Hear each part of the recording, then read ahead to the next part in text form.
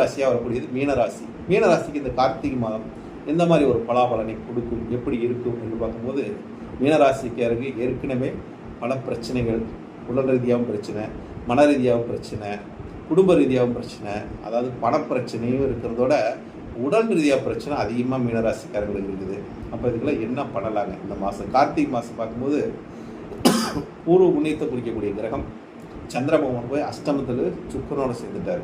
அப்போ சுக்கிரனும் அஷ்டமாதிபதி ஆட்சி பெற்றுட்டார். அஷ்டமாதிபதி ஆட்சி பெறுவது அவ்வளோ சிறப்பு இல்லைங்க. ஆனால் ஆயுள் ஸ்தானம் நமக்கு நல்லா இருந்தாலும் 8ஆம் இடம் வளர்ச்சினாவே நமக்கு பிரச்சனை மேலோங்கி வருதுன்னு சொல்லுது. அப்போ எது மூலியமாக வருது அப்படின்னு பார்த்தா, ஏதாச்சும் ஒரு, அதாவது நமக்கு வரக்கூடியது ஏதாவது ஒரு பெண்கள் மூலியமாகவும் பிரச்சனை வரக்கூடிய தன்மை. மீனராசிக்காரங்களுக்கு பெண்களால் அதிகம் நன்மையோட பிரச்சனைகள் அதிகரிக்கும். அப்போ அவங்க எப்பொழுதுமே ஒரு சாக்கிரதையாக தான் இருப்பாங்க. இருந்தாலும் இந்த மாதம் கொஞ்சம் விழிப்புணர்வோடு இருக்கணும். ஏன்னா அஷ்டமத்தில் பெண் கிரகம் ஆட்சி பெற்றுக்கணும்னா பெண்களால் ஒரு அவசியம் அவமானத்தை கொடுத்துருங்க. அப்போ விழிப்புணர்வோடு இருப்பது நல்லது. அப்போ பாக்கியம் 2ஆம் அதிபதி வரக்கூடியவர் செவ்வாய் பகவான் ஆட்சி பெற்றிருக்காருங்க. அப்போ குடும்பஸ்தானம் பாக்கியத்தில் போயிருக்குது. அப்போ குடும்பத்தின் மூலியமாக ஒரு பாக்கியம் உண்டு. குடும்பத்து நபர்களால் நமக்கு எந்த பிரச்சனையும் இல்லை. அப்போ பிரச்சனை யாருக்கு இருக்குதுன்னு பார்த்தீங்கன்னா, லக்னாதிபதியே, அதாவது ராசி அதிபதியே பிரச்சனையை உண்டாக்குவாங்க.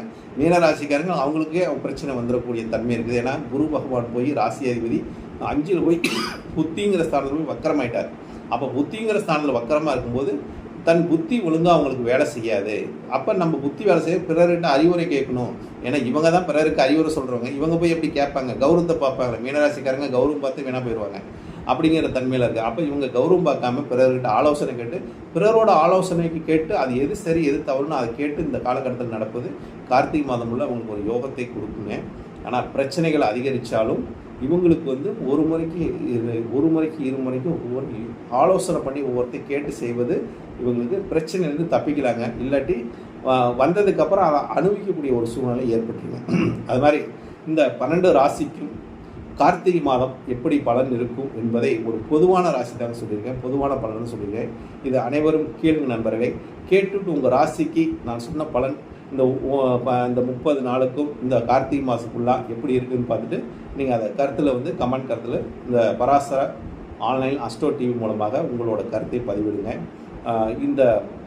இந்த வீடியோவை அனைவரும் பார்த்து கொண்டிருக்கிற நேயர்கள் அனைவருக்கும் என் நெஞ்சார்ந்த நன்றியும் மனப்பூர்வமான நன்றியும் தெரிவித்துக் கொள்கிறேன்.